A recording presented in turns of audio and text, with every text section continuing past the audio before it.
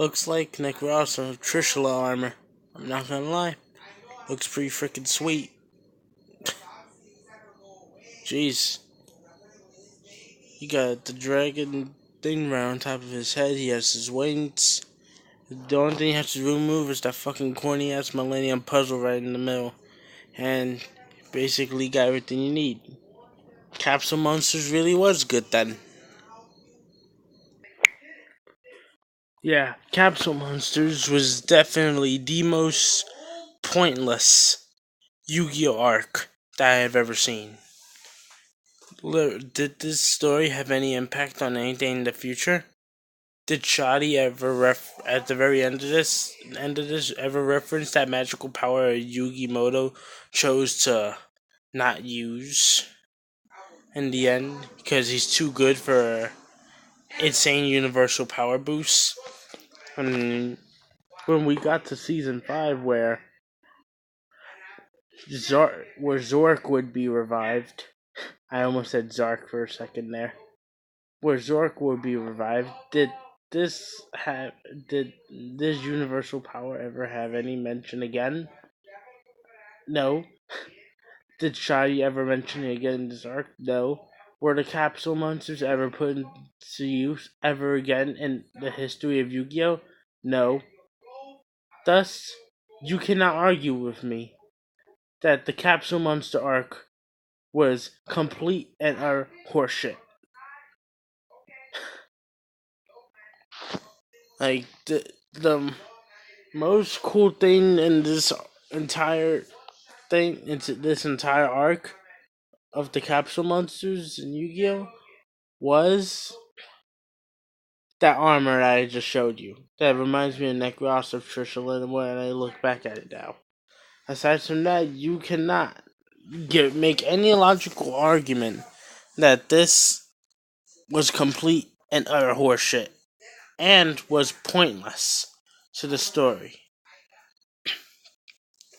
Like, it's just so pointless. And sadly, this isn't the only arc in the original series that was pointless too. There were quite a few ones that were just pointless to the story and didn't allow the story to fucking develop at all.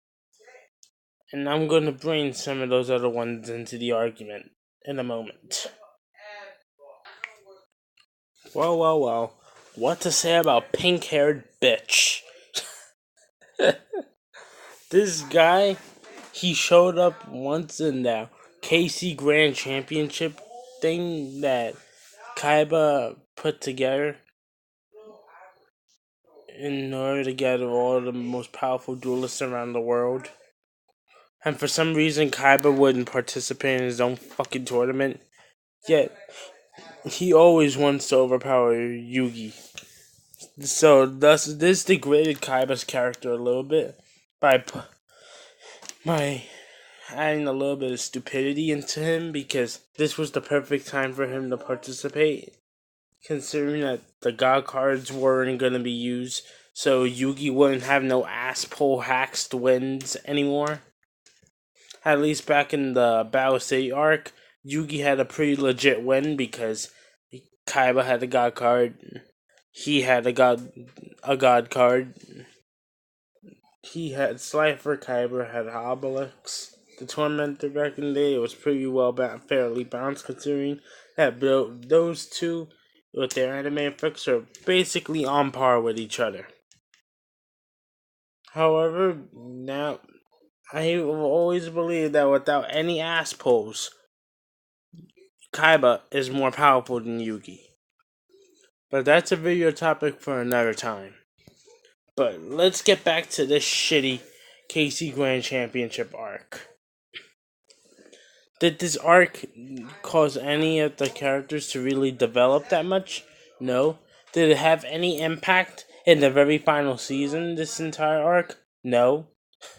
Like, I'm not I think that either Siegfried or Leon von Schroeder were referenced, like, maybe very briefly or shortly once in the final arc in the final season / arc of the original Yu-Gi-Oh series, being the Duel Monster series. But yeah, this is definitely another arc that didn't really go anywhere. Like basically sibling rivalry. Not really, not even sibling rivalry. Family rivalry basically is what this entire arc was about. Family rivalry that was never brought up again. One of the only good things about this fucking arc is that uh, Chaos Emperor Dragon was actually showcased, and he's actually one of my top 10 favorite dragons. That's by the way. So, such a shame he's getting eroded though, but still a great card nonetheless. And I mean, most of the things that I like in this arc are not actually what this arc did to develop the characters in the series. More like the actual design and choreography of the battles and duels altogether. That is what was decent. That's what was good and decent, and what made this halfway decent in the very end.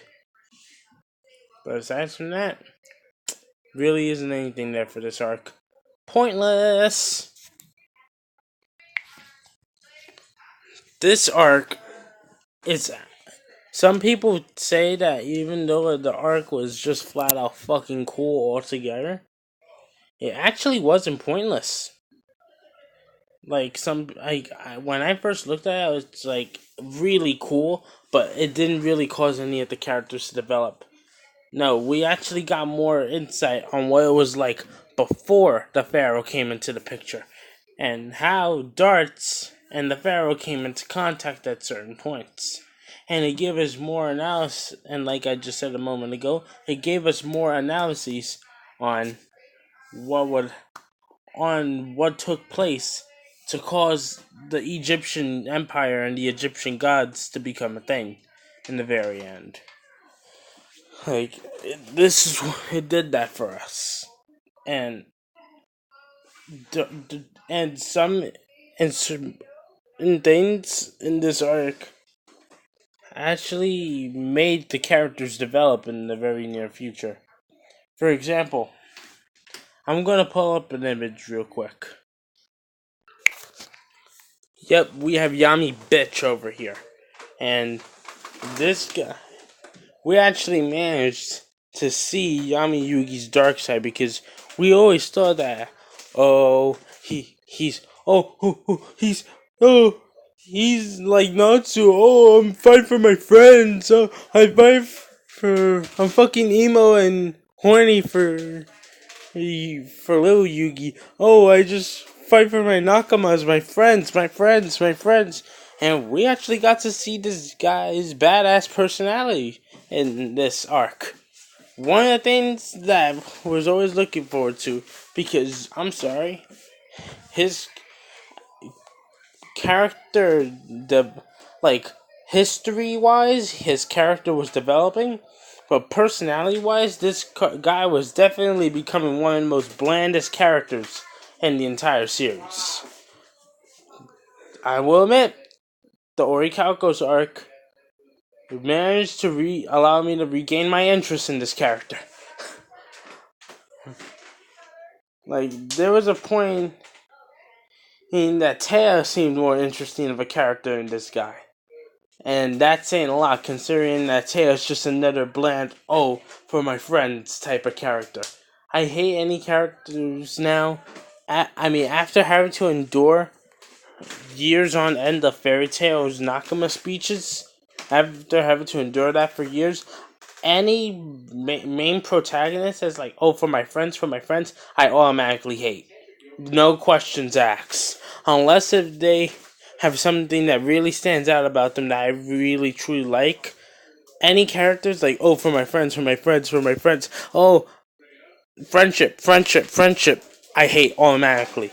Without any question. And without hesitation. I am not afraid to do a video talking about how much I hate them. Perhaps the only thing I hate more than friendship speeches is obnoxiousness, and Yuma is full of it. But yeah, for real. This guy actually managed to develop in this arc because we got to learn, because we got to go deep. Like when he went against Darts, we got to learn more about the Pharaoh's past and got to see more scenes from the past about him. And before even his time began, we got to see his badass personality come out when he was afraid of losing the duel.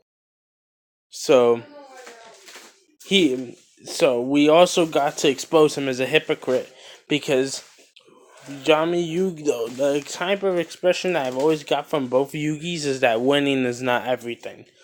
Yet he was so afraid of losing that he activated the Silvery Calcos in order to gain supplemental power that could have been enough to beat Raphael. This turned Yami Yugi into the greatest fucking hypocrite in all of Yu-Gi-Oh! And this definitely turned Yami Yugi into one of the greatest hypocrites. Oh my god, I keep having to pause this stupid shit.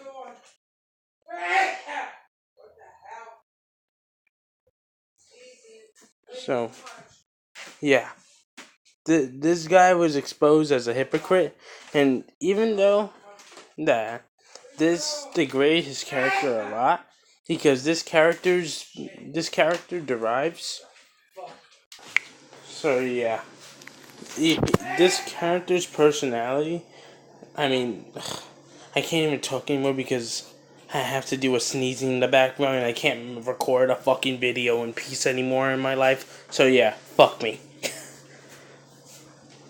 Pardon that, but anyways, yeah, this ended up degrading Yami Yugi's character a lot because this character derives on not not always winning all the time. Like you don't always have to win, and you don't always have to be badass in order to win. This character derives on that.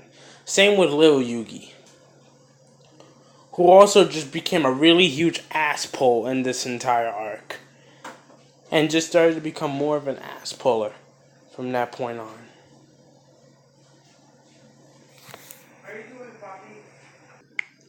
So yeah, this character ended up getting so degraded in this arc, yet at the same time, I fucking enjoyed it. Seeing this guy's badass personality. Fucking using the shitty erotic catapult turtle to tribute his. Maybe that's why he eroded catapult turtle. New conspiracy theory, guys.